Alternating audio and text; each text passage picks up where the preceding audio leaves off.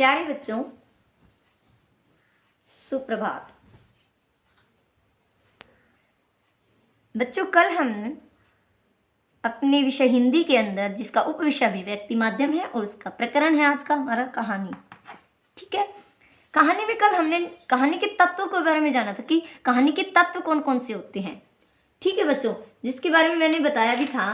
कहानी के तत्व है जैसे उसका कथानक, उसका काल्पनिक प्रारूप तैयार करना, कहानी संरचना के रूप में बताया, देश काल होना, उसके स्थान, उसकी जगह, उसकी कहानी का कथानक का देश काल भली प्रकार समझ लेना।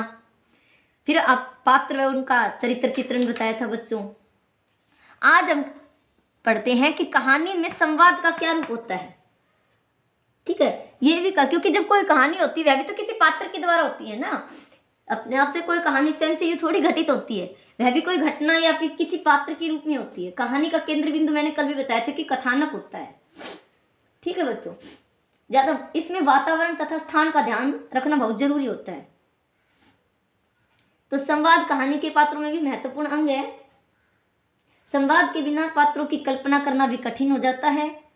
संवाद ही कहानी में पात्र को स्थापित और विकसित करते हैं और कहानी को गति करते हैं, जिसकी घटना या प्रतिक्रिया को कहानीकार होते हुए भी नहीं दिखा सकता है, उसे संवादों के माध्यम से प्रस्तुत करता है। अतः कहानी, इसलिए हम कह सकते हैं कि कहानी में संवादों का महत्व लगातार बना रहता है।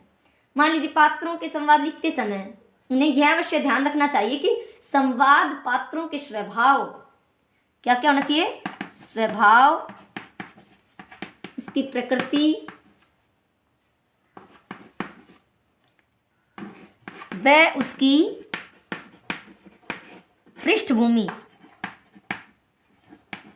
ठीक है बच्चों, उसी के कैसी हो, उसके अनुकूल हो, तभी वो एक अच्छी कहानी के रूप में, अपने संवाद के रूप में भी और कहानी को अच्छी प्रकार से प्रकट कर सकता है, प्रस्तुत कर सकता है। संवाद लिखते समय लेखक को अपनी पहचान गायब हो जाती है और पात्र स्वयं संवाद बोलने लगते हैं। उदाहरण के लिए, जैसे मैं उदाहरण दूं बच्चों, किसी मजदूर के संवाद ऐसे होने चाहिए कि केवल संवादों को सुनकर ही श्रोता को पता चल जाए कि कौन बोल रहा है, यह आदमी क्या करता है और इसकी पृष्ठभूमि क्या है। ठीक है। संवाद छोटे, स्वाभाविक और उद्देश्य को सीधे लक्षित करते हुए होने चाहिए। संवादों का अनावश्यक विस्तार करना बहुत सी कठिनाइयों को पैदा कर देता है और कहानी में झोल आ जाता है, मतलब कहानी में कठिनाई उत्पन्न हो जाती है। ठीक है बच्चों, ये संवाद ये नाटक के तत्व के रूप में भी है। ठीक है, लेकिन नाटक के जो तत्व चल रहे हैं उसमें संवाद की क्या भूमिका है ये बताया जा रहा है। इसके बाद है चरमोत्कर्ष।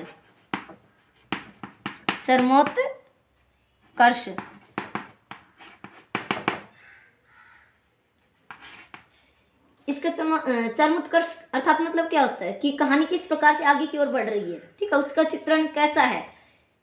चरम उत्कर्ष कहानी को बनाने के लिए चरम उत्कर्ष का जो चित्रण है वह ध्यान से करना चाहिए, क्योंकि भाव अथवा पात्रों के अलावा अभिव्यक्त चरम उत्कर्ष के प्रभाव को कम कर देती है। ठीक है, अगला है द्वंद्व। द्वंद्व क्या है, मैंने पहले भी बच्चों बताया था। कथानक को आगे तत्वों से द्वंद्व का बहुत अधिक महत्व होता है। द्वंद्व ही कथानक को आगे की ओर बढ़ाता है। उदाहरण के लिए, यदि दो व्यक्ति किसी बात पर सहमत है तो उनके बीच कोई द्वंद्व नहीं है और बातचीत सामान्यतः से आगे नहीं बढ़ सकती है। किंतु यदि उनमें असहमति है तो बातचीत आसानी से आगे बढ़ जाएगी। कहानी में द्वंद्व तो परस्पर विरोधी तत्वों के टकराव या किसी तथ्य की खोज में आने वाले बाधाओं का कारण बन जाते हैं और उस कारण को उत्पन्न करते हैं। कहानीकार अपने कथानक में द्वंद्व के बिंदुओं को जितना स्पष्ट रूप से रखेगा, कहानी उतनी ही सफलता से जाएगी। अब कहानी लेखन की विधि। कहानी लेखन की विधि कि कहानी का जो लिखने की विधि है वो किस तरीके से होनी चाहिए।